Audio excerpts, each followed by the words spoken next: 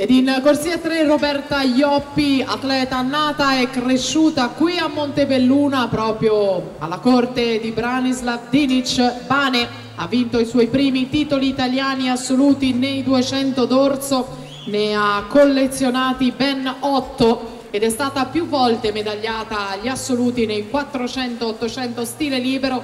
Parlando dello stile libero, è stata anche bronzo ai mondiali universitari alle Universiadi con la staffetta 4x200 stile libero azzurra.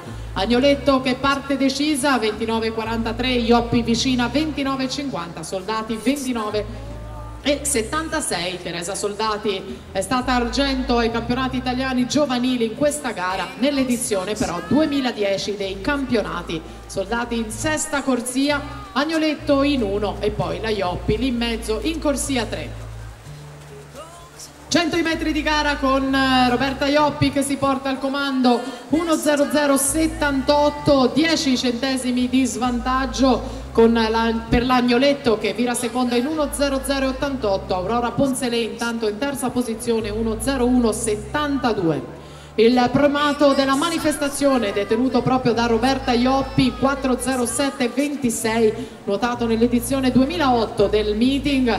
Primato italiano di questa gara di Federica Pellegrini, 3:57,59. Primato europeo e mondiale invece della britannica Joanne Jackson, 3:54,92. Roberta Ioppi 1:32,32, Agnoletto ancora vicina a 45 centesimi, 1:32,77 Ponzele, 1:33,75, 150 in terza posizione. Ci si avvicina al giro di boa, alla metà gara con Ioppi che controlla, respira proprio dal lato dell'Agnoletto con il passaggio a metà gara in 2:03,86, Agnoletto 2:05,19, poi Ponzele 2:06,02. Roberta Ioppi per vincere la gara individuale aveva nuotato 4:12,53, quindi un tempo lontano rispetto al primato della manifestazione che le appartiene.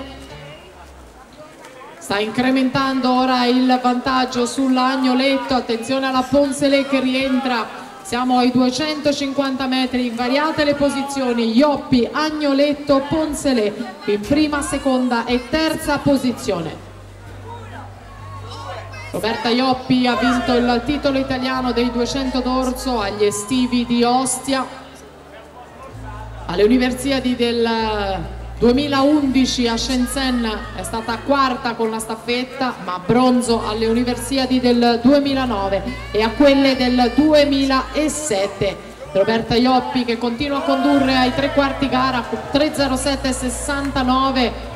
Intanto una ola magistrale lanciata dai nostri pinguini con un pubblico che risponde ad ogni richiamo, davvero bravissimo e presente, partecipe questo pubblico, mentre sta per volgere al termine questa super finale dei 4 stile con la Ioppi che naviga in prima posizione, con la Ponzele che attacca l'Agnoletto quando mancano 2 vasche al termine. Ioppi, Ponzele che è passata, Agnoletto ad 1/10 di secondo e allora c'è bisogno di tutto il tifo di Montebelluna per Jasmine Agnoletto in caccia di una medaglia nello sprint finale con la Ioppi che ha prenotato la vittoria, Ponzele in 4, Agnoletto in corsia 1, vediamo chi ha ancora più energie da spendere. Mentre Roberta Ioppi va alla conquista della vittoria 4:12,02 e la Ponzele vince la pesarese, la sfida per l'argento 4:14,19. Comunque bravissima Jasmine Agnoletto 4:14,48, poi Soldati, Meoli, Panziera e dunque vittoria per Roberta Ioppi.